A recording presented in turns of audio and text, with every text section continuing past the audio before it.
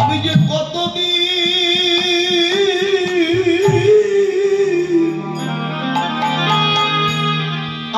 কতদিন তোদের দেখি না রে একবার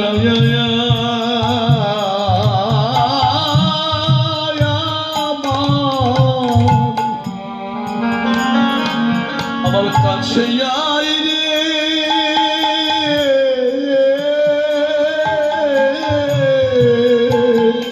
আমি কতদিন তোদের জয়নি গাই গৌর হরি বল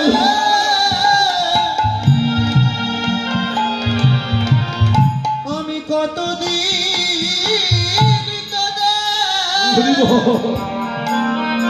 তোদের দেখি না রে একবার আয়া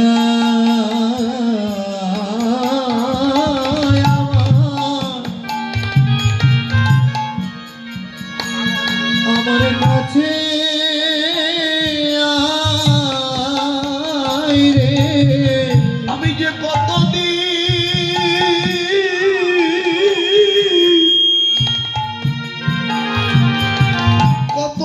তোদের সঙ্গ করি না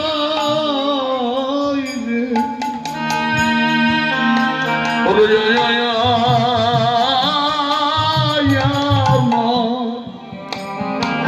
আমার কাছে আয় রে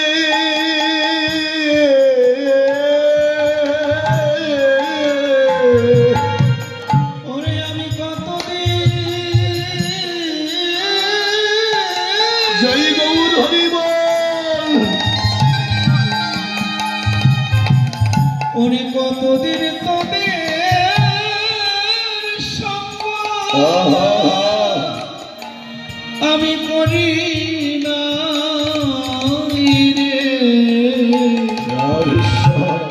একবার আয়া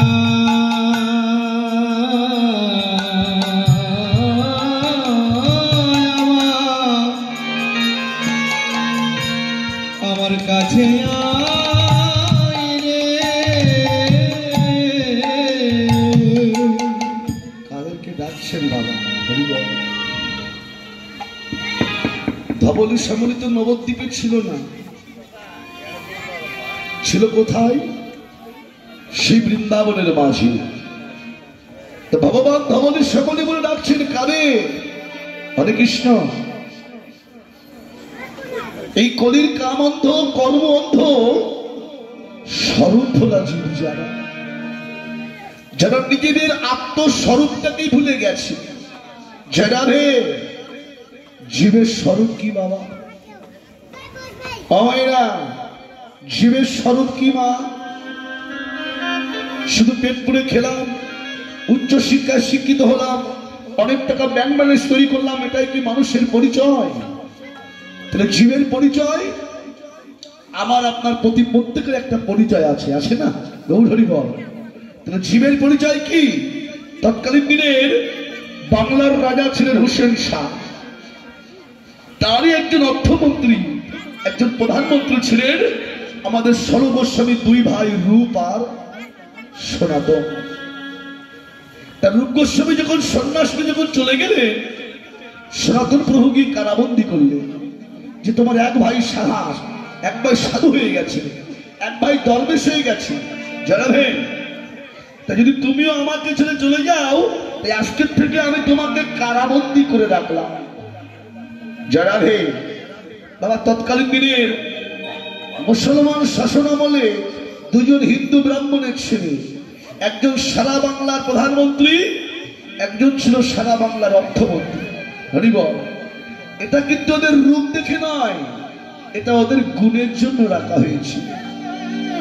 সনাতন প্রভুকে 17 মাস 19 দিন কারাভোগ করার পরে বড় বড় লম্বা লম্বা চুল হয়ে গেছে, বড় বড় দাড়ি হয়ে গেছে। হরিবল।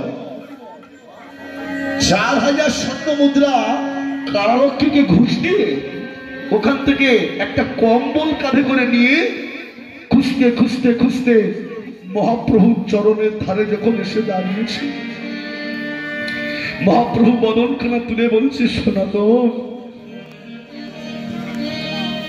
এতদিন পরে বুঝি আমার কথা তোমার মনে হয়েছে। তো সনাতন, আমাকে পাবার জন্য সব ত্যাগ করে দিলে, শুধু একটা কম্বলের মায়া ত্যাগ করতে পারলে না সনাতন।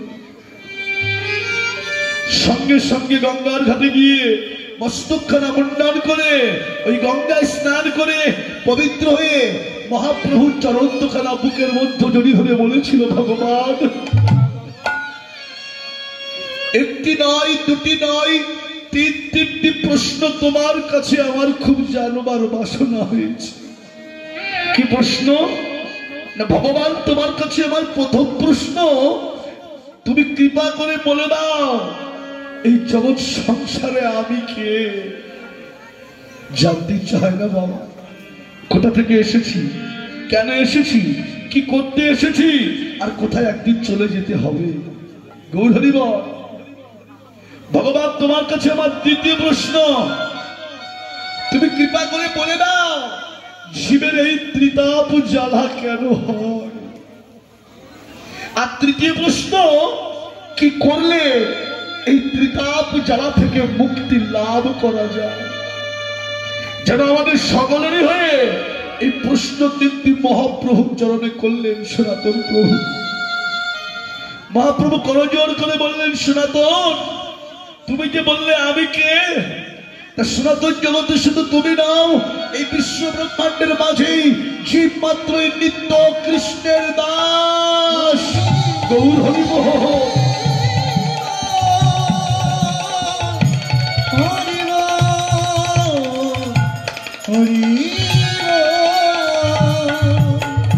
জীব নিত্য কৃষ্ণের দাস, আর জীব যখন ভুলে যায় যে আমি নিত্য কৃষ্ণের দাস, এই আমি নিত্য কৃষ্ণের দাস ভুলে গিয়ে জীব যখন মায়ার দাস হয়, জীব যখন কাম কামনার দাস হয়, জীবের তখন এই ত্রিতাপ জ্বালা বৃদ্ধি হয়। সনাতন, কি করলে জ্বালা থেকে মুক্তি লাভ করা যায় জানো?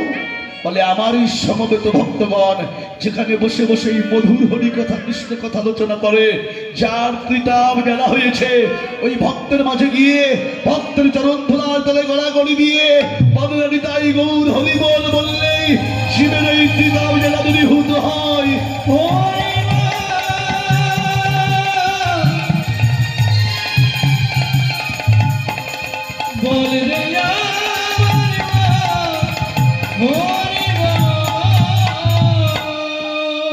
শিবের ত্রিতাপ জ্বালা তখন দূরীভূত হয়। হরে কৃষ্ণ, জয় রাধে। এই ভগবান ধবলি শ্যামলি বলে ডাকছেন কাঁদে? এই কলির কামন্ধ, কর্ম অন্ধ, স্বরূপ ভোলা জীব যারা, আজকে তাদেরকে আমার ভগবান ডাকছে ধবলি শ্যামলি বলে।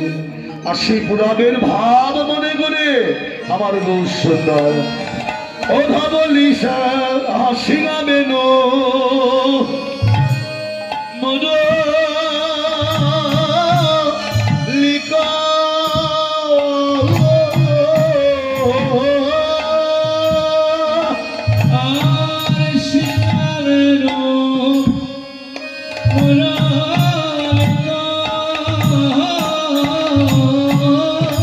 সিঙাবেন মন কলিয়া জয় ধনী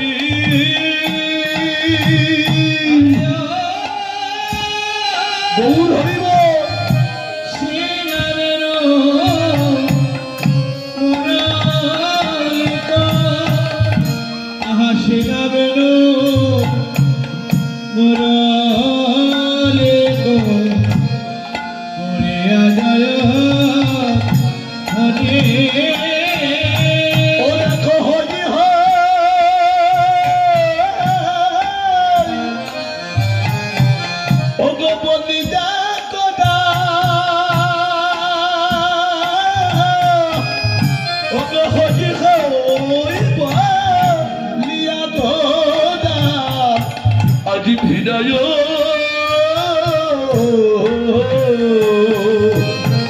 আজ ভিড়ায় পাশনে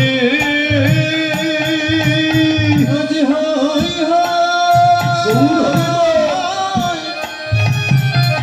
বলিয়া মোরা হই বলিয়া মোরা ফিরায় আজ ফিরায় পাচনি বলে তারি হই আমি তারি হই জগতে যে জনা আমার হই আমি তার হই তারি হই জগতে যে জনা